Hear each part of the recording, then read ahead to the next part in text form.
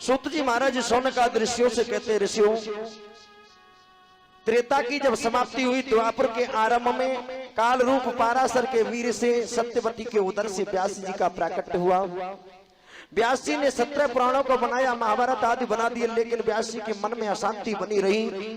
तो देवर्षि नारद के कहने पर श्री कृष्ण भगवान की लीलाओं का वर्णन किया और 18 महापुराण ये श्रीमद् भागवत महापुराण को बना दिया, इसकी स्थापना करी। 4 वेद 6 शास्त्रों का निचोड़ श्रीमद् भागवत जी में है।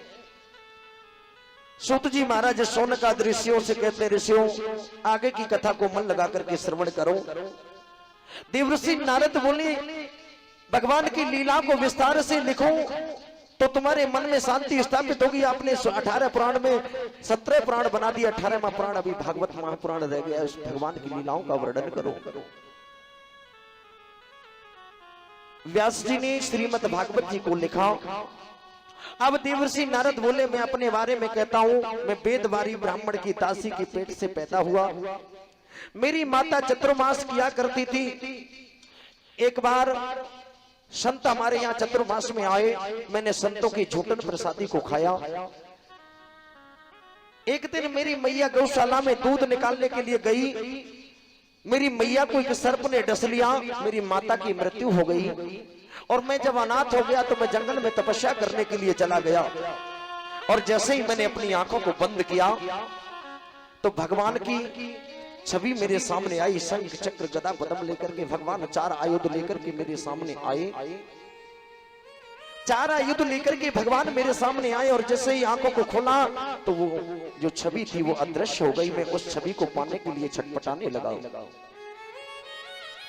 तभी आकाशवाणी हुई, अरे नारद कुछ समय बाद तुम ब्रह्मा जी के पेट में चले जाओगे और मरीचि आदि ऋषियों के साथ में तुम्हारा प्राकट्य होगा, तुम्हारा जन्म होगा। देवर्षि नारद ने अपने बारे में बताया। सूत जी महाराज शौनकादि ऋषियों से कहते, ऋषियों आगे की कथा को मन लगा करके श्रवण करो। अब मैं राजर्षि परीक्षित के बारे में कहता हूं, जिससे भगवान की लीलाओं का वर्णन अपने आप हो जाएगा। सूत जी महाराज शौनकादि ऋषियों से बोले, अब मैं परीक्षित के बारे में कहूंगा, भगवान की लीलाओं का वर्णन अपने आप हो जाएगा। मैं आपसे निवेदन करूं, इस भागवत जी से परीक्षित के नाम को हटा दो तो भागवत में कुछ बचेगा क्या? कुछ बचेगा? क्योंकि सुखदेव जी ने राजा परीक्षित को कथा मरने से बचने के लिए सुनाई। कहने लगे, अब मैं राजर्षि परीक्षित के बारे में कहूंगा तो भगवान की लीलाओं का 7 दिन में अपने आप वर्णन हो जाएगा। जब महाभारत युद्ध समाप्त हो गया, दुर्योधन की जंगा भीम की गदा से लहूलुहान हो गई और रणभूमि में दुर्योधन पड़ा हुआ है। इधर द्रोणाचार्य का पुत्र है अश्वत्थामा। उसने मन में विचार किया, मुझे ऐसा कोई पवित्र कार्य करना चाहिए जो इस दुर्योधन को अच्छा लगे। मन में विचार किया, उस तंबू के अंदर पांडव सोए हुए होंगे, मैं जाकर के उन पांडवों को मार दूं और गर्दन को ला करके इसके सामने डालूंगा तो ये खुश हो जाएगा। द्रोण पुत्र अश्वत्थामा, द्रोणाचार्य का पुत्र अश्वत्थामा तंबू में गया। सज्जनों, एक बात मैं आपसे कहूं कि जाको राखे साइया मार सके ना कोई, बाल न बाका है सके चाहे सब जग बेरी होए।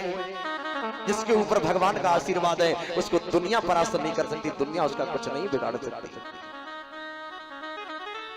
द्रोण पुत्र अश्वत्थामा तंबू में गया, पांडवों को मारना चाहता है, लेकिन भगवान की लीला वही, उस समय पांडव नहीं थे, पांडव के 5 पुत्र सोए हुए हैं। सज्जनों, पुत्र सोए हुए हैं।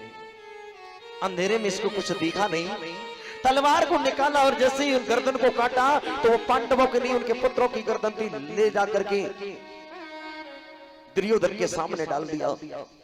सज्जनों, पहले जो दुश्मन होते थे वो पीठ के पीछे वार नहीं किया करते थे, सामने से वार किया करते थे। और युद्ध में अगर कोई पीठ दिखा देता था तो उसके ऊपर पार नहीं किया जाता था।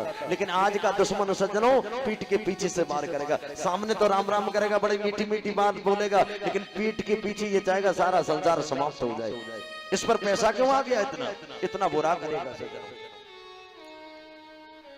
दुर्योधन रणभूमि में पड़ा है, अपने 5 पुत्रों की जब देखा गर्दन पड़ी हुई है, द्रोण पुत्र अश्वत्थामा से कहने लगा, अश्वत्थामा तुमने ये अच्छा नहीं किया। अरे जो युद्ध हो रहा था वो कौरव और पांडवों का युद्ध था, इसमें इन बच्चों ने क्या बिगाड़ा? इन बच्चों से हमारी कोई दुश्मनाई नहीं थी, तुमने तो हमारे वंश को ही समाप्त कर दिया, तुमने हमारे पूरे वंश को समाप्त कर दिया। ये द्रोण पुत्र अश्वत्थामा तुमने अच्छा नहीं किया। दुर्योधन अपशब्द कहने लगा। इधर अर्जुन जैसे तंबू में पहुंचे, सज्जनों अर्जुन टेंट में पहुंचे तो देखा पांचों पुत्रों के धड़ पड़े हुए हैं, सिर नहीं है, सिर अलग पड़ा है। लाल लाल ला के क्रोध आ गया, तलवार जैसे ही धनुष को बाहर निकाला, जिसने भी मेरे पुत्रों का वध किया है मैं सुबह का सूर्य उसको निकलने नहीं दूंगा, उसको मौत के घाट उतार दूंगा। भैया मन में विचार किया, मैं सुबह का सूर्य निकलने नहीं दूंगा। जिसने भी मेरे पुत्र का वध किया है, अर्जुन पीछे पीछे दौड़ने लगे। द्रोण पुत्र अश्वत्थामा भयभीत होकर के भागा, अब अर्जुन हमें जिंदा नहीं छोड़ेंगे। उधर द्रोण पुत्र अश्वत्थामा ने ब्रह्मास्त्र को लिया और अर्जुन के ऊपर छोड़ दिया। भय से अर्जुन के ऊपर ब्रह्मास्त्र को छोड़ दिया। अर्जुन को जैसे ही अग्नि को देखा, अर्जुन रोने लगे। भगवान श्याम सुंदर के पास में आए, भगवान कृष्ण के पास में आए, गोविंद बचाओ, केशव बचाओ, माधव बचाओ, कन्हैया बचाओ। आ गए गोविंद बचाओ, कन्हैया बचाओ। और निवेदन किया सज्जनों, अर्जुन भगवान श्याम सुंदर से निवेदन कर रहे हैं। सज्जनों अर्जुन ने भगवान श्याम सुंदर से निवेदन किया, गोविंद बचाओ, कन्हैया बचाओ, केशव बचाओ, माधव बचाओ, ये अग्नि जिंदा नहीं छोड़ेगी। भगवान श्याम सुंदर बोले, अर्जुन तुम्हें मालूम नहीं है अग्नि कोई और नहीं है, जिसने तुम्हारे पुत्रों का वध किया है द्रोणाचार्य का पुत्र है अश्वत्थामा। तुम्हारे वजह से उसने ब्रह्मास्त्र को छोड़ दिया है। अश्वत्थामा में एक कमी थी कि वो ब्रह्मास्त्र चलाना जानता था, परंतु ब्रह्मास्त्र को वापस करना नहीं जानता था। सज्जनों भगवान श्याम सुंदर बोले, अर्जुन तुम अपने ब्रह्मास्त्र से इसके ब्रह्मास्त्र को निस्तेज कर दो। और जैसे ही भगवान श्याम सुंदर ने अर्जुन को आदेश दिया, अर्जुन ने अपना ब्रह्मास्त्र निकाला और द्रोण पुत्र अश्वत्थामा ने जो ब्रह्मास्त्र छोड़ा था, जैसे ही अपने ब्रह्मास्त्र को छोड़ा, उसके ब्रह्मास्त्र को निस्तेज कर दिया और दौड़ करके द्रोणाचार्य के पुत्र अश्वत्थामा को पकड़ लिया। उस अश्वत्थामा को पकड़ा, अश्वत्थामा को पकड़ करके लाए, भगवान श्याम के सामने खड़ा कर दिया। कितनी भी बड़ी गलती कर दे, परंतु उसको मारना नहीं चाहिए। और दूसरी बात ये कहता है कि निरपराध छोटे पुत्रों का वध करने वाला कोई भी हो, उसको छोड़ना नहीं चाहिए। यानी ब्राह्मण कितनी भी बड़ी गलती कर दे, उसको मारना नहीं चाहिए। और निरपराध भगवान श्याम बोले, अर्जुन क्या करोगे? अर्जुन चिंता में पड़ गए। शास्त्र ये कहता है ब्राह्मण को मारना नहीं चाहिए, और दूसरी बात ये कहता है कि निरपराध वध करने वाला ब्राह्मण ही क्यों ना हो, उसको छोड़ना नहीं चाहिए। तो बातें सामने खड़ी है, परिस्थिति बन गई, क्या करें? कहने लगे जिसके पुत्र हैं उनके सामने इनको उपस्थित कर दो, जिसके बेटा है उसके सामने छोड़ दो। आहा तो कहती है जिसके पुत्र हैं उसके सामने छोड़ दो। द्रौपदी के सामने आए, जिसके 5 बेटा मरे हुए पड़े हों, अगर एक बेटा मर जाए तो सारी जिंदगी माँ उस बेटे के शोक को समाप्त नहीं कर सकती। जिसके 5 पुत्र मरे हुए पड़े हों और हत्यारा सामने खड़ा हो, बोलो उस माँ की क्या दशा होगी? हत्यारा सामने खड़ा है, सामने खड़ा कर दिया। द्रौपदी से कहा, द्रौपदी तुम्हारे पुत्रों का वध करने वाला हत्यारा यही द्रोण पुत्र अश्वत्थामा है। एक बात कहूं सज्जनों, माँ जब बच्चे को जन्म देती है तो माँ कौन होती है? बात तो माँ बच्चे का पालन करती है तो माँ कौन होती है? विष्णु। और वही माँ अपने बच्चों की गलती को श्रृंगार कर देती है, गलतियों को समाप्त कर देती है, तो वो माँ कौन होती है? महेश।